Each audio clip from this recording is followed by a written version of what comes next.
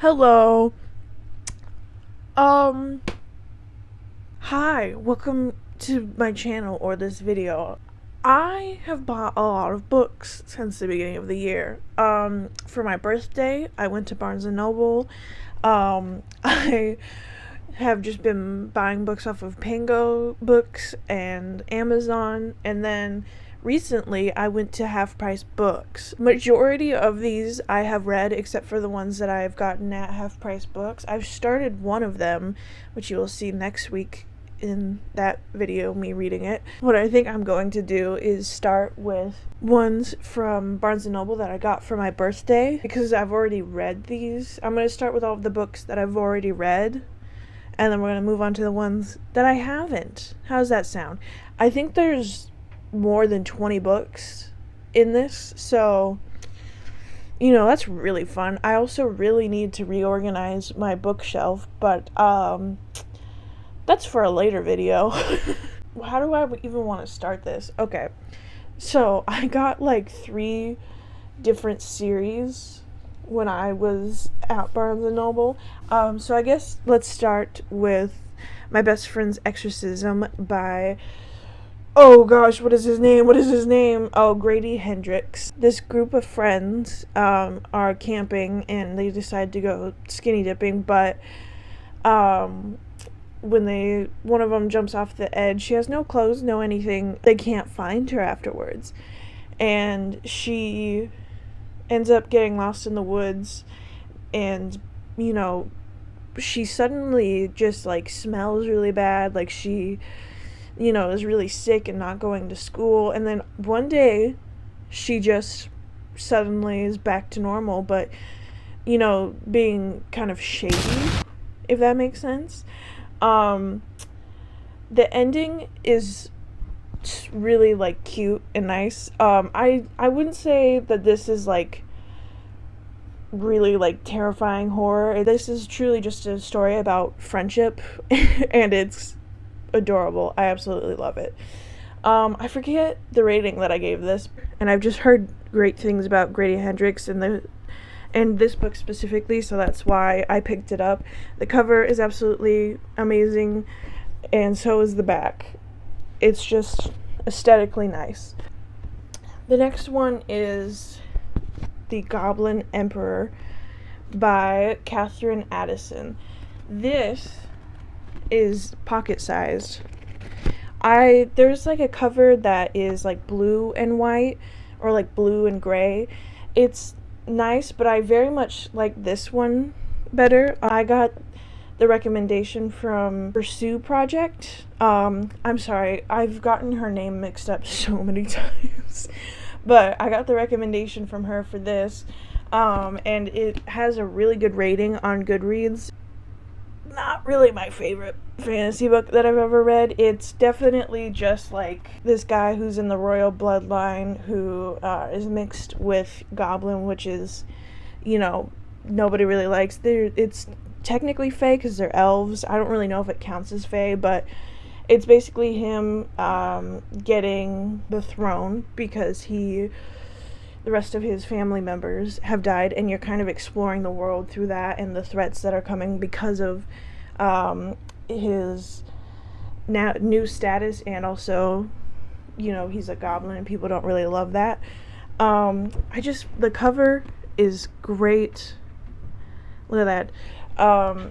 And I was just shopping around, saw this, and was just like, okay, I'm gonna get this. I also forget what I rated this, but it definitely is more like cozy type fantasy. I've never read Legends and Lattes, but I've seen a lot of people compare it to that, where there's just not like huge actions or like wars or anything. It definitely deals with the political side of stuff, which interests me, but I realize I like action in my fantasy, so personally not really for me, but we'll see, because I think there's supposed to be another book in this series. I forget if it's a duology or it's going to be a series. I probably will read it. Alright. Next, we have one of my favorite books that I've read this year, Station 11 by Emily St. John. Emily St. John Mandel. Oh my gosh, I need to relax. Okay. So, basically, in this, there's a giant flu outbreak, and we're following a kid, and then we keep flashing back in time to other people's perspectives of what their life was like before it, and they're all connected, and I think it's very well written, and I really like it. But that's just because I like stuff about like diseases and stuff, which I know for a lot of people, as of what happens, it's not that intriguing to them. They don't want to read about that. But for me, it very much is. I still have the 50% off sticker on this.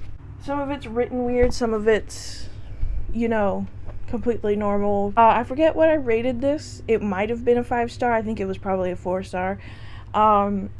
It's a series on HBO Max now, which is basically how I knew that this was a thing. But if you don't like stuff about diseases, don't read this. All of these are part of series or duologies that are left. We have Bone Criers Moon by Catherine Purdue. There is a hair on that. This is a duology. The Bone Criers Dawn is the second book in this. Do want to read the second book in the series just because this one kind of leaves off in a very weird way. There's these group of women who are called Bone Criers, and after collecting I don't really know if it's talismans, but like bones of animals, they get those powers, and after they collect 3 of them, they have to take this like bone flute and go to a bridge, sing this song and do this dance, and their fated mate will come onto the bridge, and they basically have a year to kill them. And if they don't do it in that time, I think both of them, the fated mate and the bone crier, have really bad luck, which ends in death. So in this, you're following somebody who is a bone crier and somebody whose father died to a bone crier and is trying to get revenge. And so it's definitely enemies to lover. It's definitely like cute little YA fantasy type book. I mean, if you really want like a simple, cute YA fantasy that has decent enemies to lovers, this book's for you, babes. I don't know what I rated this either. I love forgetting things. This one is a trilogy. Marie Lu, I don't know if you can see that, but these books, which are Sky Hunter and Steel Striker, I got those off of Book Outlet. Recommend, by the way. And those were the first ever Marie Lu books that I had ever read. I've heard great things about her. And I saw this, and I've seen people rave about it. I didn't realize that it was a series. Oops. I mean, I'm very interested in reading her other books. I think, Warcross, I think it is. And I've never read the Legends series. I'm gonna get yelled at for that, but I really do think in the Sky Hunter duology that I read, her writing has improved, because this, I think, was released in the 2000s. So, it definitely has that, like, 2000s YA, like, type of thing happening. It's a little cheesy, but at the same time, it's kind of hard not to be in a YA. I'll just read the back. A decade ago, a deadly blood fever swept through the nation. Most of the infected perished, but some survivors were left with strange markings rumored to signify powerful gifts for those who possess them, and though their identities remain secret, this group of survivors has come to be called the Young Elites. The Inquisition Axis seeks to destroy them. The Dagger Society aims to find them before the Inquisition Axis, and Adeline Amatero oh gosh, this is horrible, just wants to be left alone, but two truths will surface. Adeline's powers are far from ordinary, and she is not to be crossed. I am probably going to read the rest of this series. Again, I forget what I rated it. Yeah, so this is the first book in the Young Elites series. I think Rose Society is next, and then I have no idea what the third book is. Again, another series. There's also a hair on this. Alright, I forgot how, like, big this one is. The Shadow of the Gods by John Gwynne. This is very good. I'm really excited to read the second book in the series. I don't know what this series is called, but basically I was not really loving it in the beginning, but the ending, I absolutely adore the ending of this, and just the characters in this are so good. Yes, we're following 3 people in this book. One of them is basically, he was a slave and he is now trying to avenge his sister, and he goes to this like arena thing, or it's not really arena, but he fights this guy in this group and ends up becoming a part of that group. There's this mother who is just trying to live a peaceful life after years of, you know, fighting and stuff. And then her son gets taken, so she's trying to follow that. And then there's this other group. Oh, I forget the name of it, their group, but basically they sail around and they find and kill monsters. The way that he describes some of the trolls is very gross, which I mean makes sense, but like, or is it ogres? Oh gosh. The way he describes those is a little off-putting. Just a warning about that. But I forget what I rated this, but it's really good. The second book in the series is the one that I saw a bunch of and was really confused when I saw a dragon on the front of this, because I saw the big wolf and was like, that's the first book in the series. It's not. Yeah, these books are gigantic. I am interested in his other series. I think Malice. Yeah, I forget if it's called, the whole series is called like Malice, but there's multiple books in that. Yeah, pretty good guys. Let's move on to the stack that I got from Pingo Books, which is only 3 books. So Ninth House, I have a video on this. I love Leigh Bardugo. Listen, this book was not really it though. The second book sounds very interesting. It sounds really good, but this one, not really my favorite. It's an urban fantasy about this girl who gets accepted into this society in college, and she has a very dark past, and she's exploring these murders or this murder, and the ending is absolutely insane. The just like it speaks a lot on privileges that different people have and the kind of society that is in college and stuff, and just it has a lot of commentary on the real world, and also just like is very dark. Check trigger warnings for this. Second book sounds a lot more interesting than this one, which is Hellbent by Leigh Bardugo. I think I rated this like a 3-star. I freaking love the Grishaverse, but this was just not that good. I'm really hoping that Hellbent is a lot better than this. The Wrath in the Dawn. I don't really have a video on this, but it is in a video that I gave the rating to. I do want to read the second book in this series, which I forget what it is called. The Rose and the Dagger. This is enemies to lovers. Basically, she had a friend who died to this prince, because every single night he marries a new woman, and by dawn she is dead. And so we're slowly finding out why that has happened, and you know why she isn't dying anymore. Because basically the character who went in to get her revenge wakes up the next dawn, and then the next, and then the next. It's a very interesting love story. It's a very interesting book. There are some chapters of a certain character that I do not like. I think, yeah, it's a pretty good book. I can understand why a lot of people rave about this. It is YA. Just,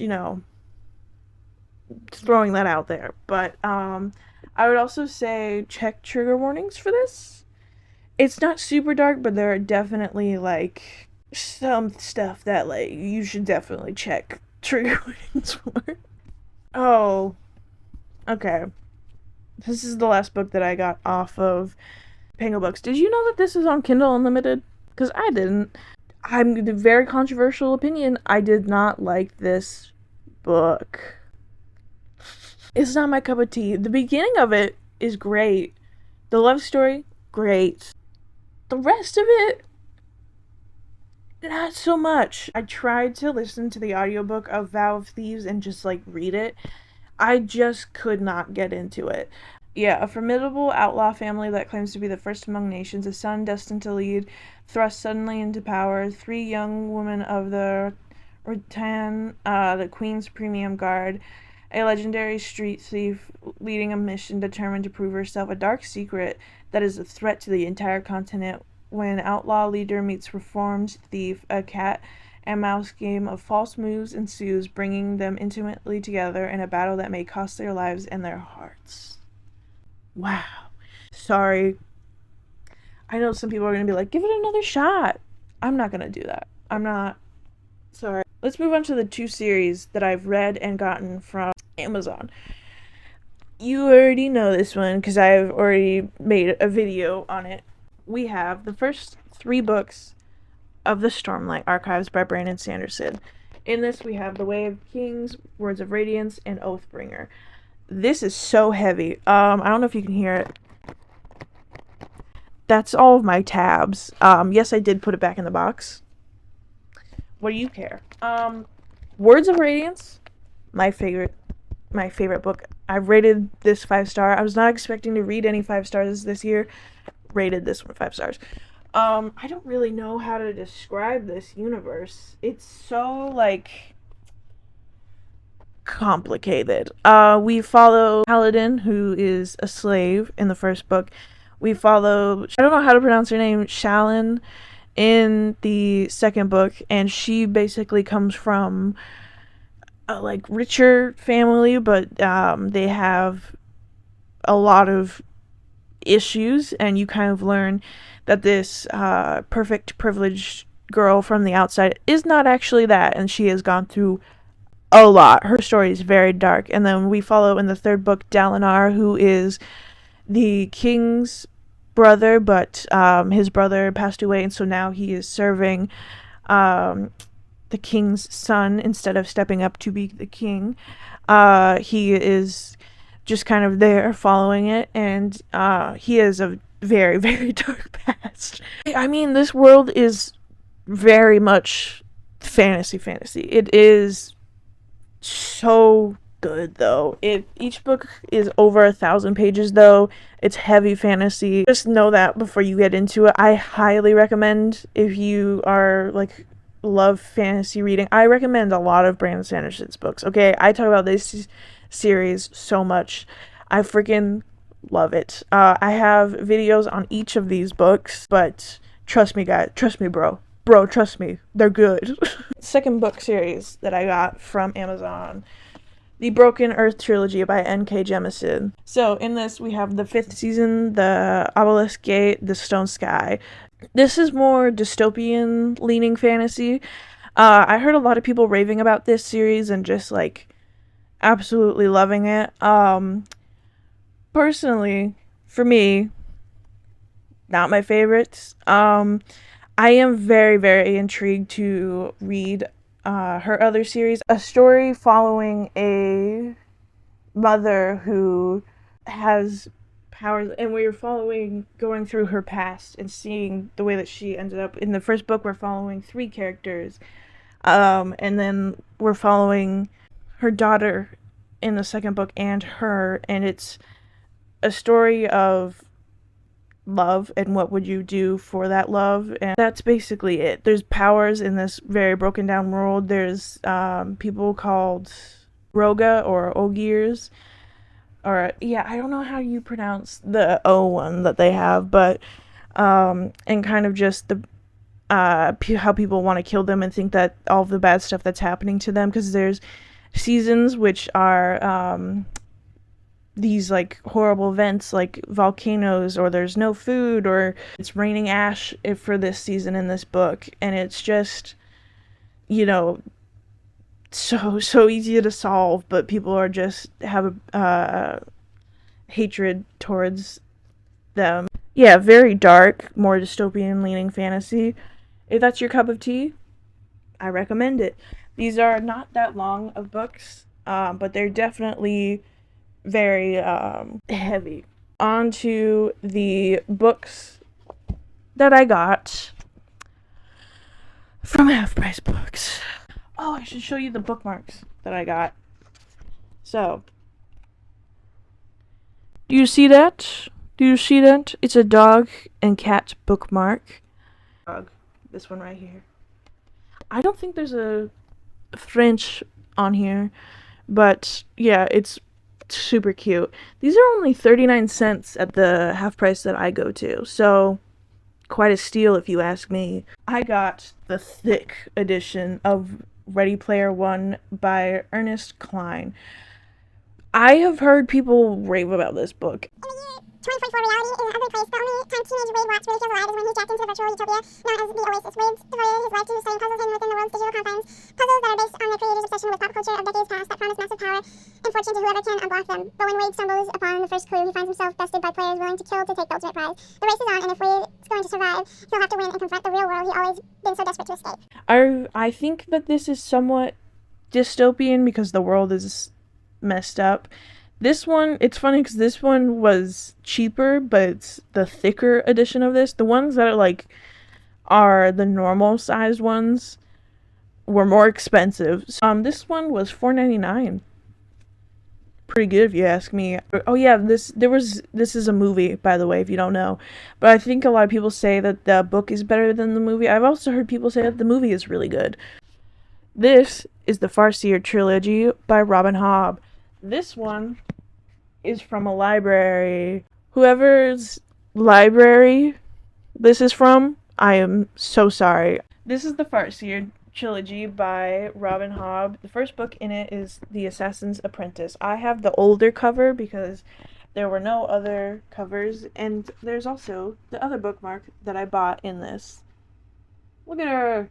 Look at her, she's stunning! And then on the back side it has the tag, but it also has the same design. I've just heard so many people rave about Robin Hobb's writing and also just this series in general. It's basically about an assassin who is, or about this kid who is born illegitimate, a bastard, and he kind of gets thrown into this world of needing to serve the king and basically becoming an assassin. But it also says that he is like their only hope on the back of this book later, so we'll see. But he's learning right now to be an assassin.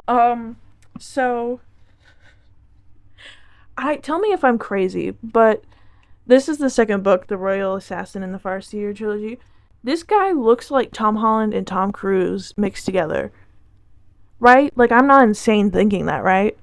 But yes, I do have a completely different cover in the series. I think this is an original cover, like the one up there. I have no idea. It's very much a classic fantasy as of right now, and I'm very much in the mood to read that. So, yes, it does upset me that I have a different cover, but at the same time, I just want to read this series, and I don't really care that much as of right now. Looking for Alaska, which has a very annoying... Oh! It is removable! Never mind! The sticker is removable. Okay. This... I've heard so many people talk about this. This book is banned, by the way. Half Price Books had an entire display of books that were being banned, and I saw this, and I've always been very intrigued by John Green's writing, but I've never been like, oh, I want to read Paper Towns or Fault in Our Stars. This, I think, is like a girl goes missing and people are looking for her, and it's a mystery, but that's basically all I know about it. And it's, people really like John Green's writing. They really like this book. In the series, I have seen people say that it's a really good series. At least the people that I've seen rave about it. I know there are some people who absolutely hate this series. But, yeah. Looking for Alaska by John Green. The last couple of these, except for one, are all in series. But, again, Pursue Project. I blame her for this.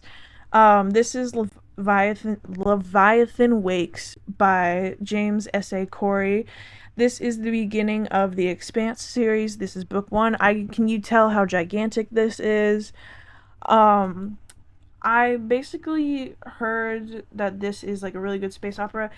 I'm not going to read the back of this because I don't fully want to know what I'm getting myself into, because I'd prefer if this is a mystery. I've just heard very good things from this from Pursuit Project, and I've been wanting to get into like a really sci-fi space opera type thing that's following people on like a space station and their whole problems with it, because the series that I've read so far have been like they're on different planets or they're ambassadors on different planets, and it doesn't really follow them adventuring in space and stuff. Like, they're on a ship, they actually live in it, and they have to, deal with the issues that come with that. And I'm very intrigued by this. Can you tell that I'm very gullible because of Pursuit Projects? Any recommendation that she gives, I'm probably going to follow it. This is a very weird edition of it, but this is Babble by R.F. Kuang. I have heard so many people rave about her, and I've for so long wanted to try some of her books. This book was, $16, and it's the paperback edition. I didn't realize there was a paperback edition out already. I've never read any of her books just because of how expensive a lot of them are, because Babble is kind of a newer release, still is, even though Yellowface came out.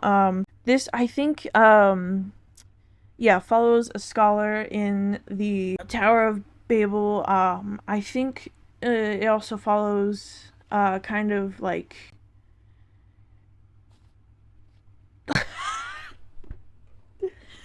I don't know, but I think the Tower of Babel, correct me if I'm wrong, it's probably not, is the one that they were trying to build all the way up to heaven, and then all of a sudden they started speaking different languages. But I think in this it's the Library of Alexandria. I think that this is kind of like that. I could be totally wrong, but I've really, really been wanting to read R.F. Kuang. Sorry if I'm saying her name wrong. I'm so sorry. But speaking of her, I got The Poppy War by her. I've heard that this is dark fantasy following a war, and it's very heavy, it's very dark, and I have been wanting to read this series so badly, but I only found the first book in the series there. The second is The Dragon Republic, and the third is The Burning God. I don't really want to read the back because I don't fully want to know. I've just heard descriptions of it following this nation that slowly goes into war, and it just becomes very dark. So if you want to read this series, check trigger warnings. I think R.F. Kuang writes about a lot of very heavy topics, so, check before you read her stuff. But I really wanted the, white UK covers, but they're so expensive, so I'm not gonna do that. But, yeah. Also, the second book, The Dragon Republic, was on Book Outlet, and I didn't order it because I didn't have this book, and then I go to look and see if it's still there after I bought this book. It's not. I hate everything. Alright. So, tell me if you notice anything. Tell me if you notice anything, guys. This is the Heroes of Olympus series. Can you notice something? Yeah, the third book is missing. I thought I had the third book, which is Mark of Athena, already, but I didn't. I didn't get all of these at half price books. I'm struggling today for some reason. The first book is The Lost Hero, by Rick Riordan. The second book is The Son of Neptune. Again, the third book is Mark of Athena. And then the last two, I got these at Goodwill a while back. So the fourth book is The House of Hades. And then the last book, or at least I think it's the last book. I swear, if there's a sixth book and I don't even realize that there's a sixth book, I'm gonna throw myself out of my window. The last book is The Blood of Olympus. I've heard so many people talk about. I didn't want to read this series at first because I didn't realize that Percy was actually in this series. I didn't know that. I didn't realize that he was in this series. I don't know if you can tell how thick book 4 is. I love the world so much that I do want to read it. And also with the show coming out, I do kind of just want to know everything that has happened or will happen in this world. But I do need to get Mark of Athena. I freaking love Percy Jackson. It's nostalgia from the movies. I recently read it, actually, I didn't recently read it. I read it like 3 years ago. It's so good. I had only ever read, I think the beginning, the first book in this series. I had never read the other ones. It's a great series. It's definitely YA, but it's incredible. And if you haven't read the series, read it. It's like a classic. It's a classic, okay? This is my book haul. Thankfully, I have read over half of these books, so I'm not like y'all where you buy 50,000 books and then don't read them and then buy more. Yes, that is shade. Anyways, thank you for watching this. Like and subscribe. Let me know if you've read any of these books. I have, so. Oh my gosh. This is a lot of books. Anyways, see you later.